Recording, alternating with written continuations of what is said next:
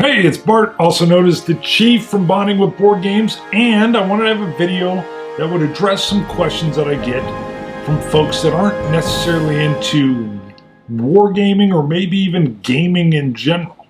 So I figured I would just do kind of a broad overview of some games and my thoughts related to them.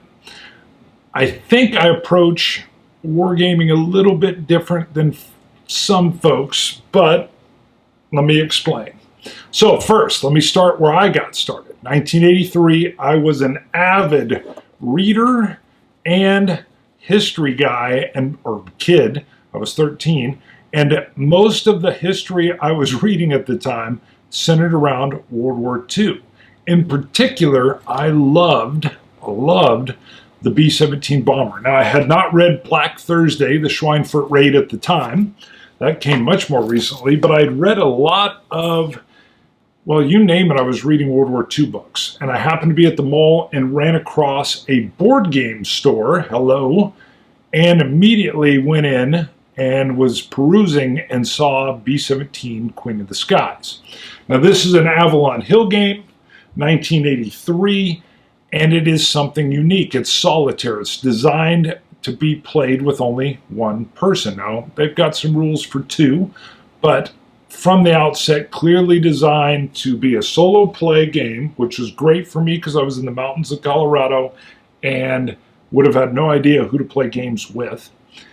And what it gamed, I was going to say simulated, but it is not a simulation. What it simulated or gamed was being one plane with a crew of 10 men, 1942 late, and flying hopefully 25 missions into France, Germany, and surviving. Now here's where I got lucky, and I'll explain. This is where I'm probably a little bit different from some gamers, but I'm going to pull out some other games that'll be probably, well, something I pull out should get somebody interested, probably. What this game does for me, and what it magically did for that 13-year-old, was it actually felt like I was living history to a certain extent. Not just reading it, but watching it unfold. And it did something unique for many people, because I've talked to some other folks, not just me. It actually gave me a limited concept of the gritty terribleness of war. How in the world does a game do that? That's what this did. You will lose your plane, your crew, sometimes one by one, sometimes in a flash, and they're all gone. And it imparted like a level of pain in that. Not only did you have your sunk costs and your time, but you had a narrative buildup in your head, which is what we all know a good book can do, whether it's fiction or nonfiction. It placed me there and made me feel the loss when it occurred. Far from being a glorification of war, it allowed me to kind of touch history. Later on, I will go into the military. I'll go into the Army. I'll be in a reserve light infantry unit, and I'll be a medic. Never see combat. But there's the beginning. Now, I'm going to stay in the old for a little bit. That leads me quickly to Ambush by Victory Games, which was a subsidiary out of New York of Avalon Hill. And this was, again, solitaire, but this was you playing the part of an 8-man squad. And it was a map and hexes and a paragraph booklet that allowed you to almost like choose your own adventure, but you had a little bit or a lot more direct control. Who's on point? How are you keeping your command and control alive within the squad? How are you fulfilling your mission parameters? Oh my goodness, probably my favorite game of all time. The missions do unfold kind of like a choose your own adventure or a book, and now that I'm older, I could replay them because I don't remember any of it. Maybe as I get older, I can replay it every other week as my memory fades. All right, but what that gave me again was now I was out of the air and I was down on the ground, and I was with a unit, a squad of 8, fulfilling kind of a comic book narrative mission, but it still gave me the idea of how you take care of a squad. Now, I'm going to branch out real quick and show you a few things and then kind of even step out of warplay and just show gameplay or family time, because you can get so much from gaming in general. Now, a lot of these, almost all the rest of them, are going to feature a company called GMT, which is probably the big guys in wargaming at this point in time, but you've got Ancients. This is what I call part of, quote, the Borg, end quote, series, the designer. These are... They're kind of simplified war games. Not simple, though, because what they're modeling is a bit of fog of war. It uses some card play and a 3-partition board where your cards control maybe all of them, or maybe just left or right or center. In particular, it works really well with Ancients, and you can imagine your line of battle.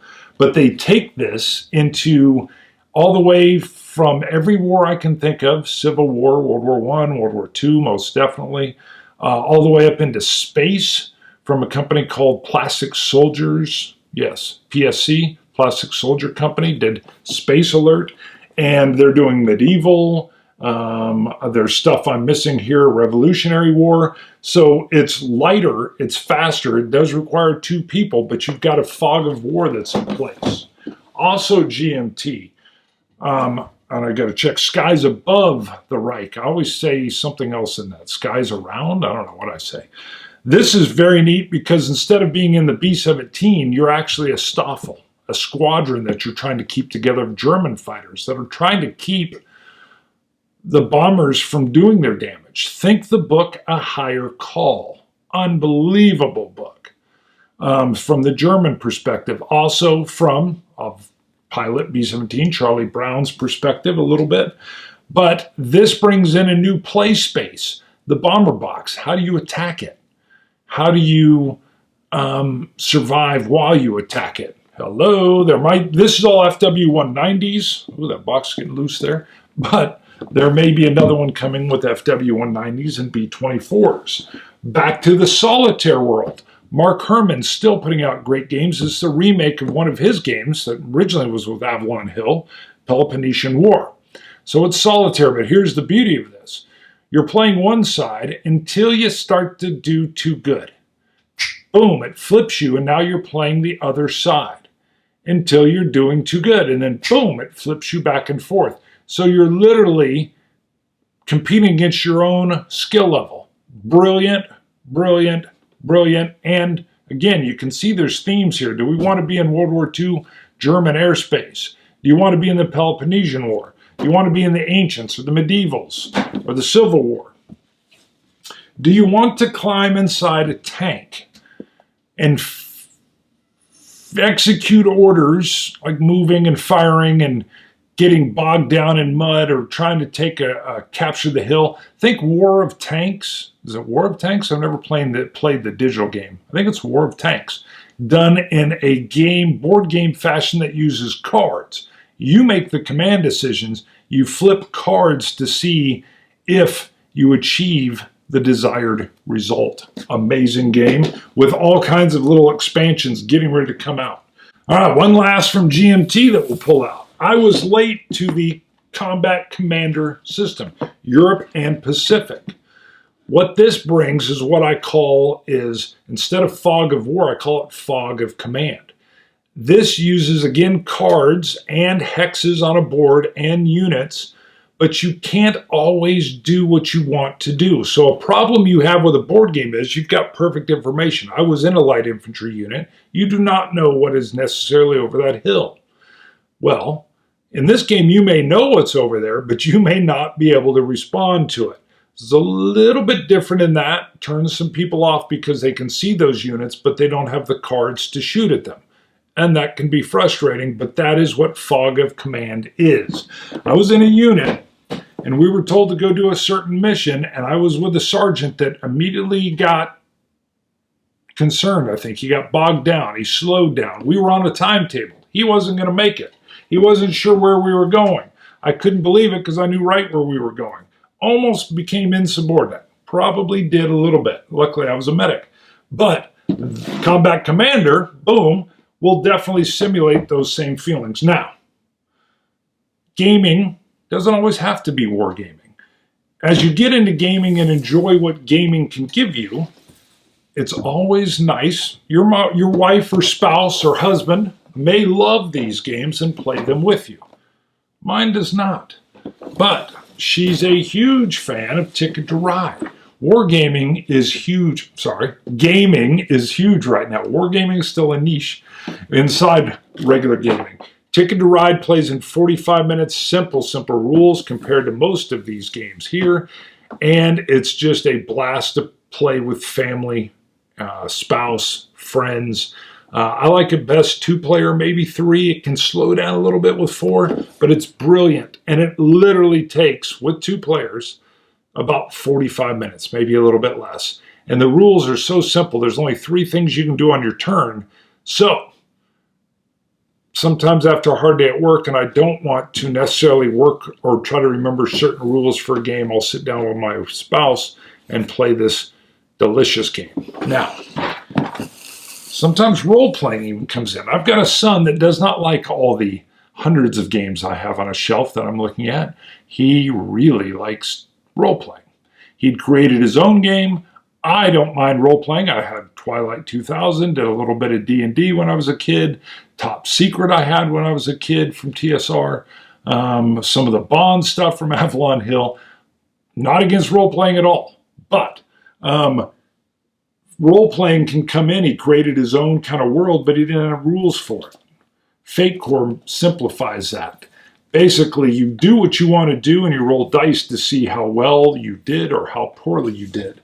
Now, a few of the last things. You can venture into space.